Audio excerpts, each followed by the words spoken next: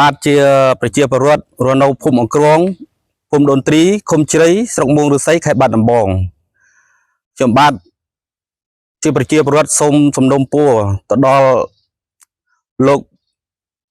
ប្រធានមន្ទីរធនធានទឹកហើយឧត្តមថយថាព្រមទាំងលោកអភិបាលនៃអភិបាលខេត្តបាត់ដំបងសូមលោកមេត្តាជួយសម្រួលទៅដល់ខាងទំនប់ដូនត្រីសូមលោកជួយសម្រួលឲ្យជួយបានបើកទឹកមកជួយប្រជាពលរដ្ឋដែលរស់នៅក្នុងភូមិអង្គរងភូមិដូនត្រីឃុំជ្រៃស្រុកមួងឫស្សីផងព្រោះអីហើយវគ្គនេះដែលស្រូវខាងបែកខាងខ្ញុំនេះកំពុងតែការរាំងស្ងួតមួយឆ្នាំនេះពេញហើយឥឡូវធ្វើវគ្គ3នេះឥឡូវបាន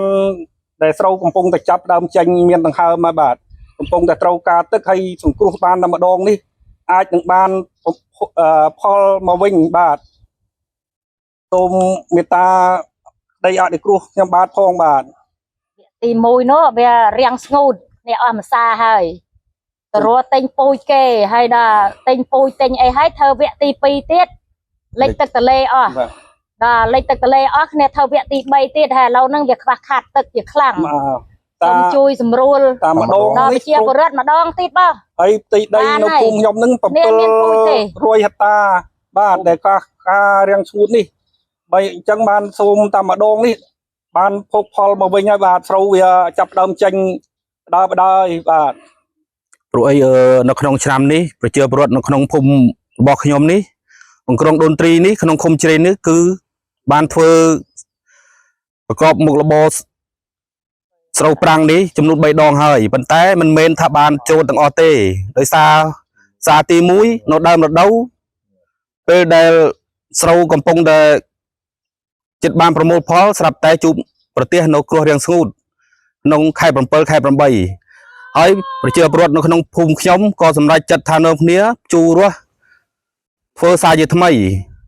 ជាអកុសលដោយសារតែក្នុងខែ9ខែ10ក៏ទឹកទន្លេចាប់ផ្ដើមឡើងមកលិចដោយសារតែទឹកឡើងខុសខែម្ល៉េះហើយបានលិចទឹកទន្លេមួយសារទៀតនេះជាសារទី3ហើយដែលប្រជាពលរដ្ឋរបស់ក្នុងភូមិខ្ញុំបានធ្វើបដិទឹកទន្លេទៅវិញតែនេះជា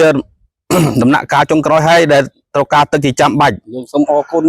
ឡូវខ្ញុំមានអីមានសូមអរគុណទាំងអស់គ្នាឥឡូវសូមអរគុណទុកជាមុនបាទសូមអរគុណបាទ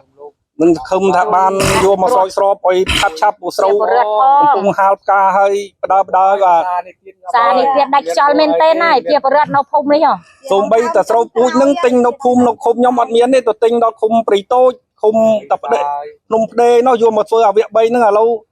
នឹងសង្ឃឹមថាគាត់ជួយសង្គ្រោះឲ្យបានមកវគ្គនេះបានពូជបានហូបមកវិញមកបាទនឹងសូមអរគុណបាទ